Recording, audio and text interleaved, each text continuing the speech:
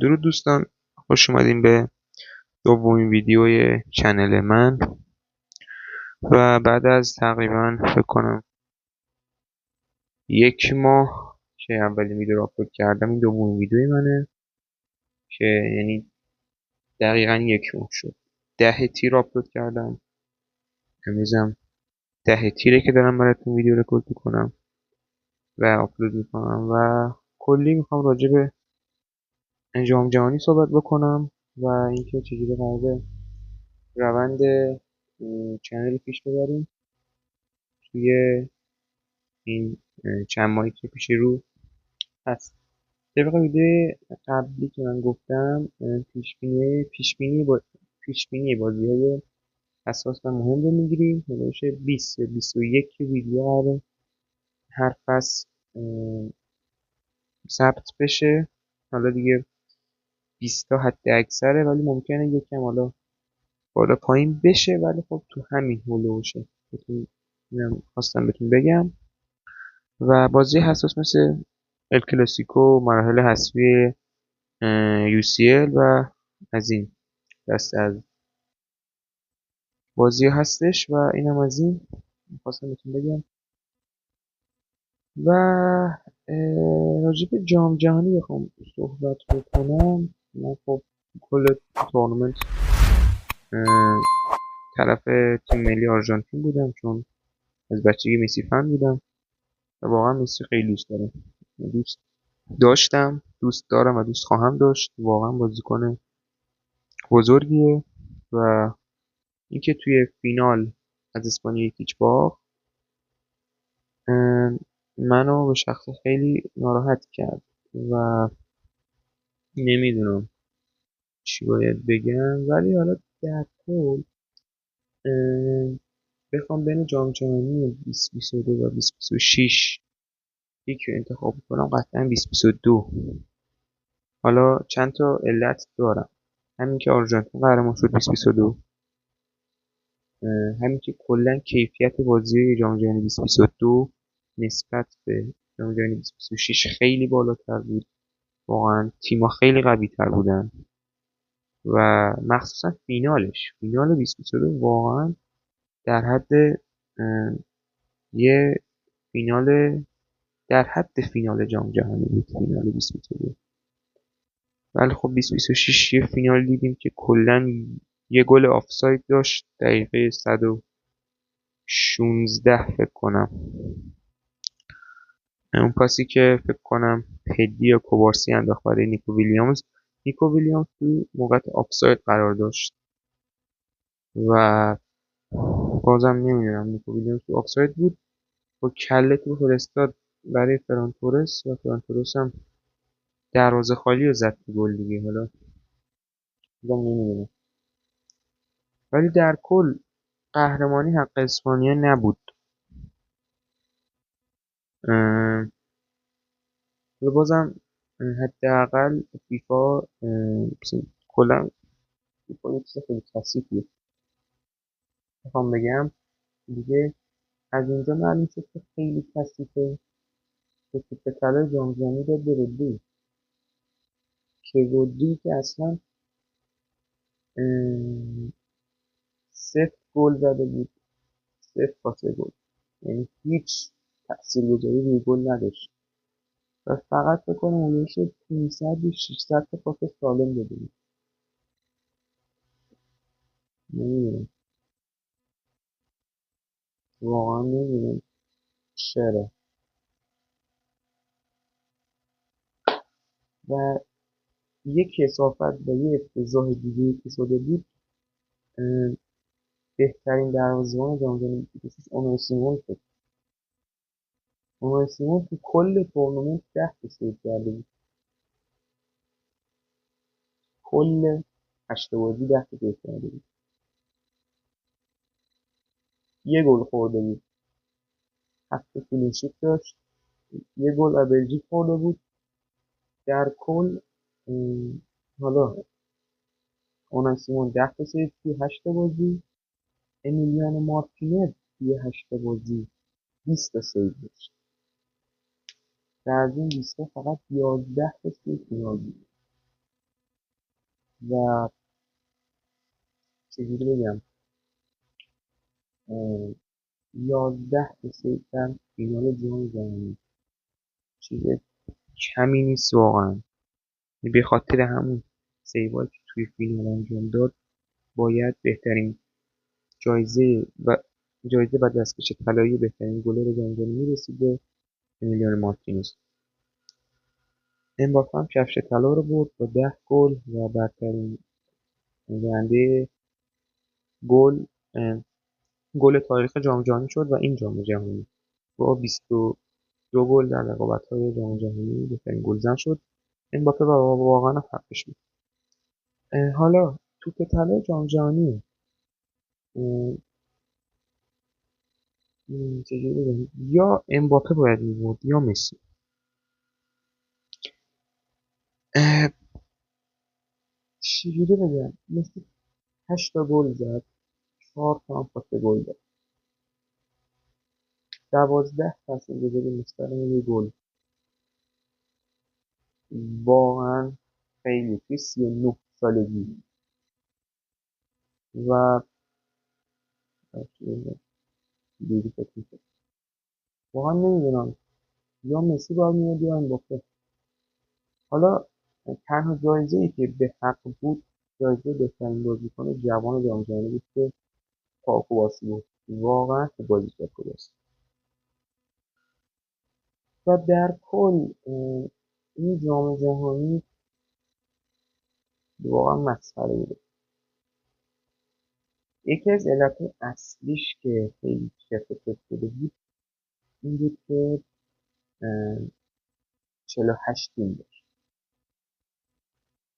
و این موضوع که تیم‌ها زیاد میشن چجوری بهتون بگم باعث میشه که تیمای ضعیف مثل کیپ ورد، کوراائو و زامبیا و این کشورهایی که اصلا اسمشون نشنیدیم بیان بالا و واقعا تعداد خیلی خوب بازی کرد واقعا. و این تیمای ضعیف که وقتی انگیزه بگیرن و خیلی خوب کار کنن قطعا کار تیمای قوی خیلی سخت نظیر که آرژانتین هست و خوشبختانه یه از پیکرت نداره استعده برد. و حالا در کل آرژانتین مسیرش به فینال خیلی پرهیاهو بود مخصوصا بازی آرژانتین مصر که من سر اون بازی واقعا با مرز چیز رفته بودم و یکی از علتایی که تونستیم آرژانتین قهرمان بشه این بود که تا فینال خیلی تلاش کرده مخصوصا آرژانتین مصر و آرژانتین دیس و اینجوری که تا فینال اومده بودن هیچ که قهرمان نشن و این اتفاق که قهرمان نشد. ولی حالا قهرمان شد دیگه قهرمان شد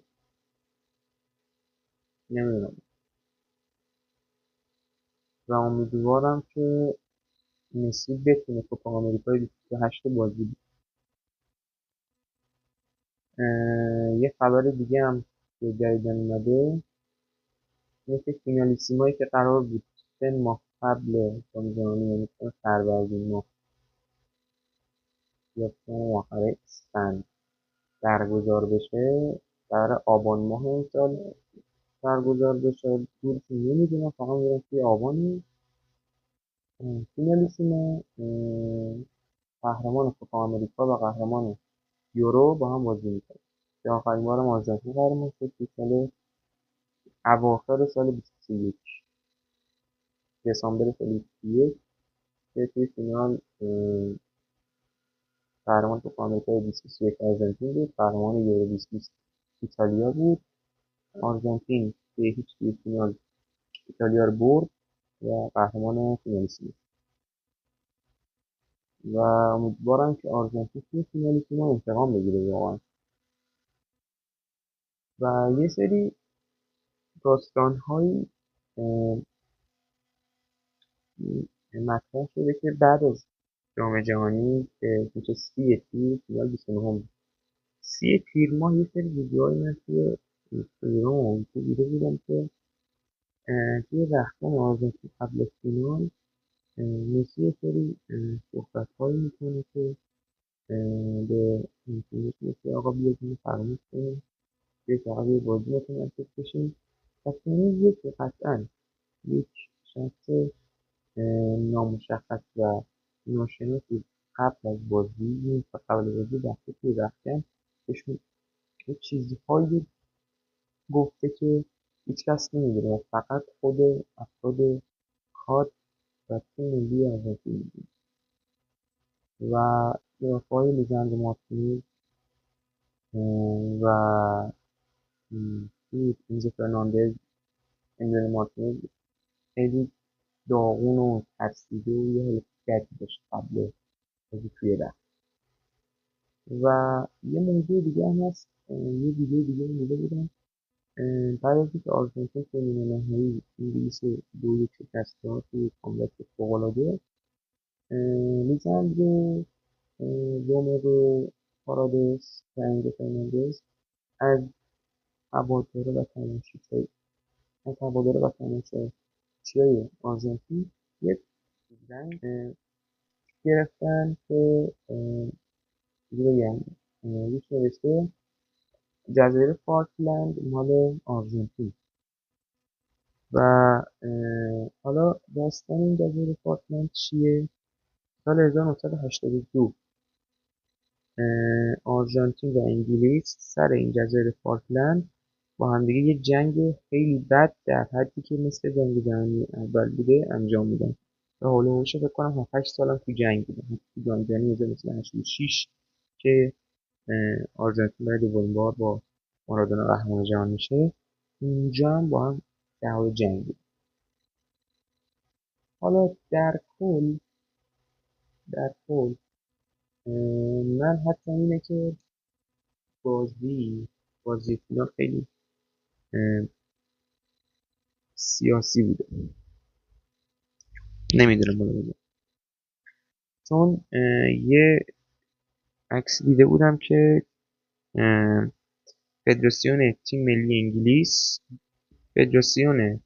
انگلیس توی یه نمیدونم عکس توی یه پیج اینستاگرامشون یه عکس یه چیزی تهیه کرده بودن در خطاب به تیم ملی آرژانتین که آقا توی نیمه نهایی اینا اومدن یه بنری و بعد از تموم شدن بازی جلوی دوربین آوردن که بازی رو سیاسی کرده و گفتن که جزایر فالکلند مال ماست و تیم ملی انگلیس از تیم ملی آرژانتین شکایت کرده. و حالا نمیدونم که اصلا کلا اگه اینم نباشه که من دارم براتون میگم، حتما یه چیزی بوده و بازی کثیفی بود خلاصه سمت هر دو تیم. حالا خیلی ها میگن تو کل بازی اسپانیا مالک توپ بوده، بهتر بازی کرده، واقعا اینجوری بوده، ولی خب فقط اسپانیا پرس میکرد. اون گلی هم که فران تورس زد کی بهش پاس گل داد؟ نیکو ویلیامز کجا بود؟ یه آفساید بود. پس گل معروفه اینجا. اگر به پنالتی کشی میرفت اسپانیا قطعا میباخت. و من در کل نظر من راجع به فینال جام جهانی 26 اینه که چون آرژانتین توی نیمه نهایی جام جهانی سیاسی کرده، بهش گفتن که یا فینال رو واگذار میکنی، کلا اگه واگذار کنی که مشکلی نیست و میتونی که جام جهانی 20 هم شرکت و اگه فینال رو واگذار نکنی و قهرمان بشی اتفاقات بدی برات رخ میده و این اتفاقات بد یک وایسی از رئیس فدراسیون تیم ملی آرژانتین، حالا من نمیدونم این شایعه بزنید این چقدر این من شنیدم که گفتن که اگه فینالو نبازیم از 10 سال از رقابت جام جهانی حذف میشیم و هم کوپا آمریکا هم جام جهانی، یعنی هم جام جهانی 20 هم جام جهانی 24 محروم میشید. و اینم از این. در کل خواستم بگم که این چیزی که ما دیدیم واقعا فینال کثیفی بود، بدون شک. این فینال خیلی مسخره، یکی از بدترین فینال های جام جهانی در کل، همه که بدترین فینال ها. و در کل همین می‌خواستم جام جهانی رو بررسی کنیم با هم و احتمالا هفته بعد یه ویدیو دیگه، یه بازی تمرینی برای تمرین زدن پیشبینی فصل بعد داریم که حالا توی چنل تلگرام چیزشو میده، وقتشو میذارم که قبل با کدوم تیم یه بازی تمرینی بریم و 4 تیم انتخاب میکنم از تیم که رای بیشتری برد و همون بازی تمرینی میریم و این برای اینه که پیشبینی فصل رو بهتر بزنیم.